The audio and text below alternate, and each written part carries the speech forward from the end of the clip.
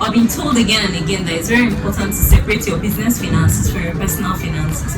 First, for you to be able to do that, you need to run separate bank accounts. You need to have your personal account, you need to have your business account. These are very important. So the first account that you need to open is your business income account. All the income for your business, for the day, for the week, for the month, all your income flows into that account. You don't make your daily expenses from that account. When you want to order whatever material, your raw materials for production, you don't order from that account. When you want to go to market to buy things for your children to eat, things to cook, you don't use that account. Now, when the money comes into that account, you start dispensing into different bank accounts. You have your personal account. That is where you pay your salary into. Some people deal with the monthly salary format. They may have a fixed amount they pay themselves monthly, depending on the financial capacity of their business. Now, some people pay 10 to 15% of the total business income. That's minus cost, of course. If you sell your sewing materials and maybe you have an income of 200,000 for your sewing materials, it is not practical for you to pay yourself 10% of that amount when you have not removed the capital for the sewing material business. So find out what is practical for you and then go ahead and do it. If you want to pay yourself a fixed salary, go ahead and pay a fixed salary. If you want to pay a percentage, 10 to 15%, just make sure you do your calculations properly and do that. So you pay that percentage or that amount into your personal account. Now there's a business expenses account or business operations account, whatever it is you want to call it. That is where you make your daily expenses, monies for your fuel, people that run business using fuel, diesel, and the rest of them. Your raw materials for your business, that is where you make expenses from. When you want to pay your staff salaries, you pay staff salaries it consumes about 25% of your total business income.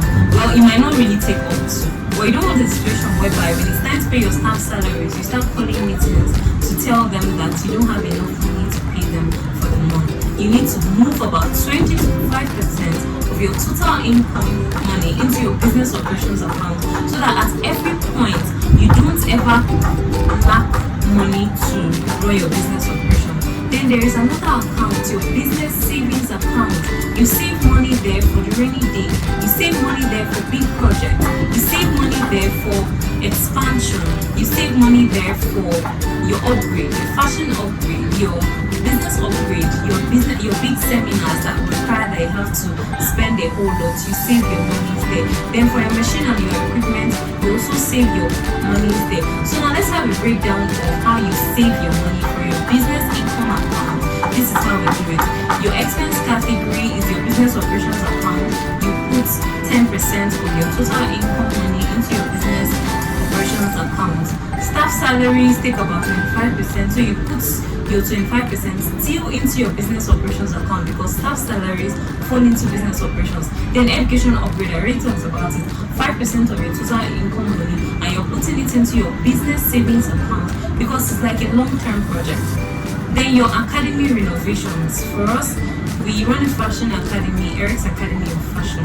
We renovate once in a while. It's not like an everyday thing. So we save about 5% and it falls under savings account.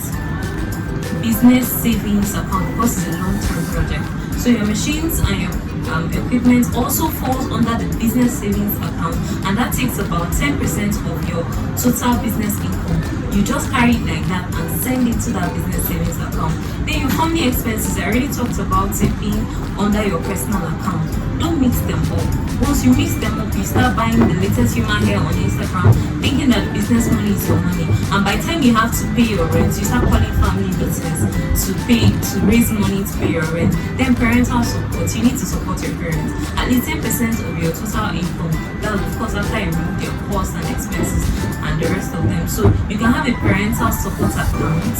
You can pay that into your personal account if you want that. Then if your business is a tax compliant business, you can create a separate account for your tax where you pay in 10% of your total income after expenses of course, so you don't run into trouble when it's time to remit your tax. Then your savings and expenses account, you save 10%. Miscellaneous under business operations account. about 5% unexpected expenses, and basically that. So by the time you calculate everything, you see that we're falling into 100%. With this financial allocation plan, you will not find yourself in situations where you run into trouble when it's time to relocate, when it's time to replace things like your solar battery, when it's time to handle the basic expenses you should be handling. You will not be feeding from hand to mouth. Now I'm telling you these things from a deep place of experience. These are mistakes that I've made in the past, and mistakes that I'm remedying and still working on, constantly working on it. So I'm going to see you in my next training video.